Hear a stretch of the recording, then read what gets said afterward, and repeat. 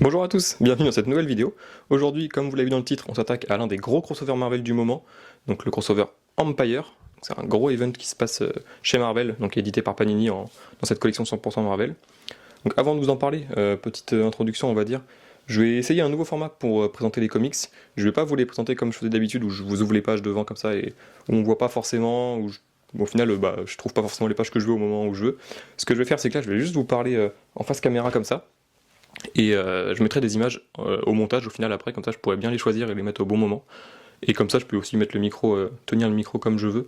Étant donné que lors de ma dernière vidéo j'avais essayé de l'accrocher en mode cravate et j'ai pas été hyper satisfait on va dire du rendu que ça pouvait faire. Je trouvais qu'on entendait un petit peu trop lorsque j'avalais ma salive ou autre. Donc je sais pas si vous avez peut-être des astuces à ce niveau là.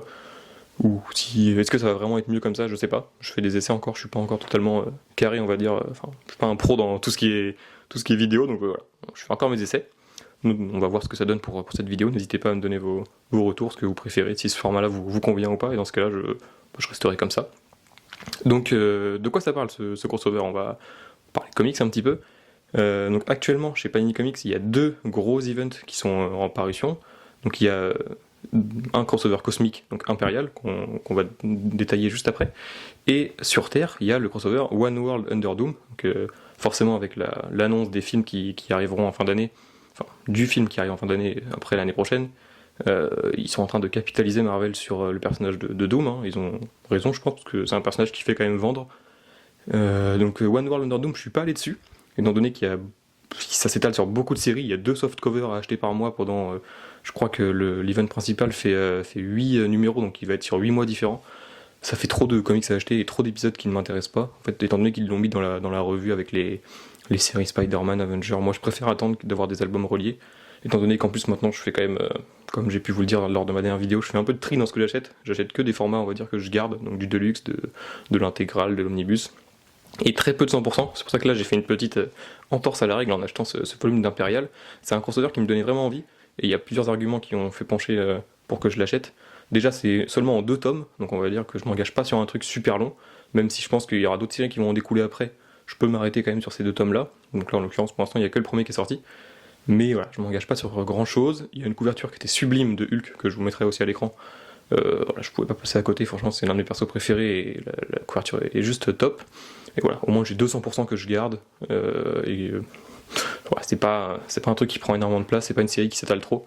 Donc voilà, c'est pour ça que j'ai décidé quand même de le prendre en 100% avant d'attendre une quelconque réédition. Donc maintenant, on va pouvoir rentrer dans le cœur du sujet. De qu'est-ce que ça parle?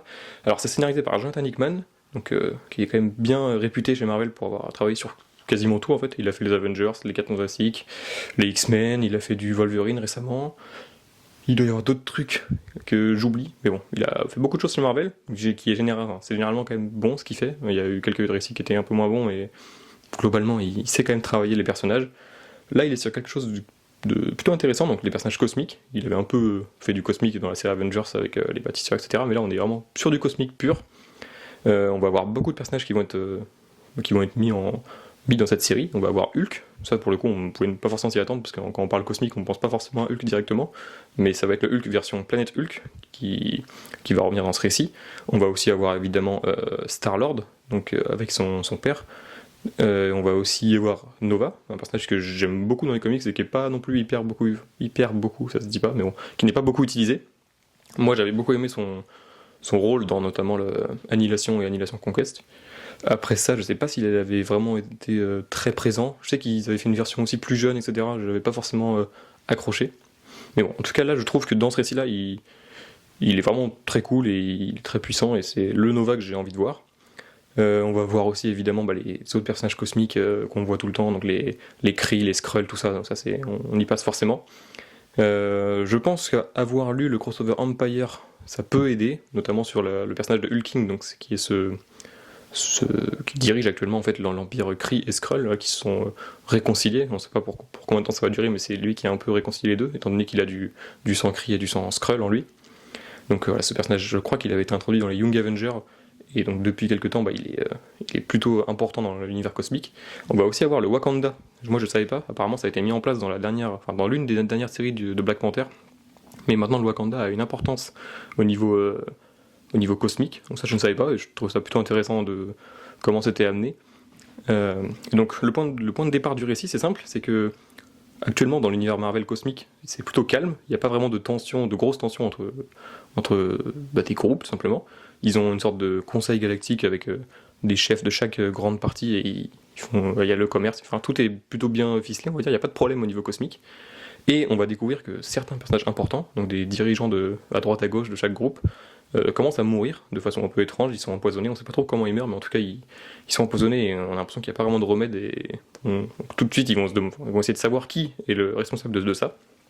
Rapidement, donc notamment, il y a un personnage que je ne connaissais pas qui meurt, c'est le fils de Hulk, c'est pas un spoil, hein, on le sait dès la deuxième page quasiment. Alors ce n'est pas Scar, moi je connaissais le fils de Hulk, donc Scar qui était apparu dans la fin de World War Hulk, et après qu'il y avait eu des petites séries à lui, mais je savais pas du tout qu'il avait un deuxième fils. Donc, alors je sais plus son nom, c'est Hiro Kala, je crois, quelque chose comme ça. Du coup, le deuxième fils de Hulk, qui au final a été très très peu utilisé dans l'univers Marvel. Je crois qu'il est un petit peu apparu dans la série Scar, mais la première série Scar, mais qui n'est jamais sortie en France, si je dis pas de bêtises, ou en tout cas peut-être dans des kiosques, mais il y a longtemps. Donc c'est un personnage que je connaissais très peu, donc au final il meurt. Donc Hulk, même si apparemment ça se passait pas très bien entre les deux, il a quand même envie de savoir pourquoi son fils a été tué. Et donc il y a d'autres personnages importants de d'autres gros groupes cosmiques qui vont voir qu'ils ont des personnages qui meurent aussi. Donc bref, il va y avoir un conseil qui va être mis en place, et très vite tous les regards vont être tournés vers le Wakanda. On pense directement quasiment que c'est le Wakanda qui est à l'origine de cette attaque, en fait, de ces attaques. Et donc il va y avoir comme ça toute une sorte de guerre, un petit peu une partie d'échec, enfin, c'est une métaphore, mais elle est utilisée comme ça, entre tous les personnages cosmiques, de savoir pourquoi, qu'est-ce qui se passe, et ça part vraiment très vite un peu en bordel. Il y a beaucoup de personnages qui sont mis en relation, qui vont s'affronter, mais on arrive quand même à suivre. Pour du Hickman, généralement, il aime bien faire des choses compliquées pour pas grand-chose. Là, on comprend quand même très vite ce qui se passe, on arrive à comprendre les enjeux, donc là c'est quand même plutôt intelligent. On va aussi découvrir qu'en final, il y a ces deux personnages qui chapeautent un peu toute cette partie d'échecs, parce qu'en plus il y a vraiment la métaphore, on les voit jouer. Donc deux personnages cosmiques qui sont plutôt intéressants, enfin, cosmiques ou non d'ailleurs, je vais pas vous spoiler, on découvre qui sont ces deux personnages-là à la fin du premier tome, et je trouve ça plutôt intéressant, en fait, ces deux personnages qui mènent un peu le jeu et qui sont en train de faire leur propre partie avec tous les héros cosmiques, et ils sont en train de foutre un petit peu le bordel. Donc j'ai hâte de voir où est-ce que ça va mener. Dans ce premier tome, on a la chance d'avoir quand même 3 épisodes sur 4 de la série principale impériale, et on a aussi un épisode secondaire, donc un tie-in sur Black Panther, donc qui était plutôt intéressant, un petit peu moins intéressant que le crossover principal, c'est normal, mais c'est quand même cool. Donc c'est un récit qui se lit quand même plutôt bien, franchement, c'est du bon cosmique, ça m'a donné envie de replonger un peu dans cet univers-là, avec les personnages, Star-Lord ou quoi que ce soit, enfin tous ces personnages-là, ce que j'aime bien, hein, mais j'avoue que récemment j'avais pas lu de cosmique, et j'ai hâte de lire la suite, en tout cas. J'espère que je vous donne aussi envie de lire ce comics. En tout cas, au dessin c'est top, au scénario c'est plutôt bien écrit, franchement, on comprend très bien les enjeux et les différents personnages, et ça va vous donner envie, je pense, de découvrir un peu plus sur certains personnages. Mais voilà, franchement, pour l'instant, je suis très très satisfait de ma lecture. J'ai hâte de voir le tome 2 pour avoir la conclusion. J'en ferai peut-être une review quand je l'aurai lu, comme ça je vous ferai un petit retour global. Mais voilà, j'espère en tout cas que j'aurai réussi à vous donner envie, que la vidéo vous aura plu avec le montage que je vais faire.